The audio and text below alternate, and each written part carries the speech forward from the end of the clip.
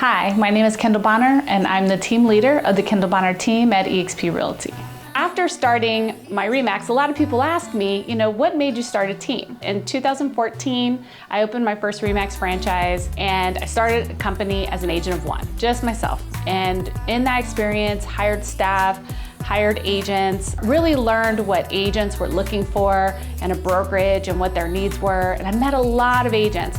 And some I could really help, and others I couldn't just because of the way the model was built. And so throughout that time, my husband kept telling me, he's like, you should start a team. And I just couldn't envision it because over my years at RE/MAX, I had myself personally gotten out of production. So I was in leadership and I was an entrepreneur. And so I could not see myself going back to being a listing agent. And in my mind, that's what it took to start a team. Well, at some point, I realized that I had some passions and they would be most effective in a team environment. So what happened was I realized through all the training and coaching and recruiting that I was doing for my brokerage that I really had a passion for a couple of things. One of them was technology and the other was marketing.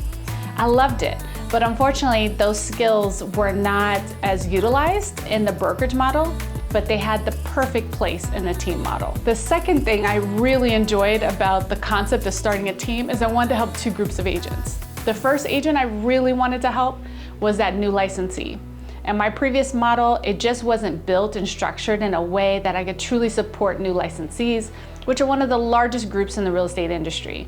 And they really have the hardest time, as evidenced by the fact that according to NAR, 87% quit within the first 5 years. Now, why is that? It's because they're not getting the support, they're not getting the training, they're not getting the opportunities that they need to be successful. Because this is a tough business and you need a lot of help, you need a lot of support. And then the second group that I really wanted to pour into was that agent whose sphere of influence just wasn't large enough to support a full-time career. So many agents traditionally can get 3, 4, 5 transactions perhaps a year from their friends and family and neighbors. But really, for a lot of us, that's not enough to support a career in real estate. It's not enough to quit your job and put all your eggs in that basket. So those are some of the reasons why I started a team. And I'm glad to say it's been worth it. I love these kiddos, I love working with the various people, and I jokingly call them all my kids, even though some of them are older than me.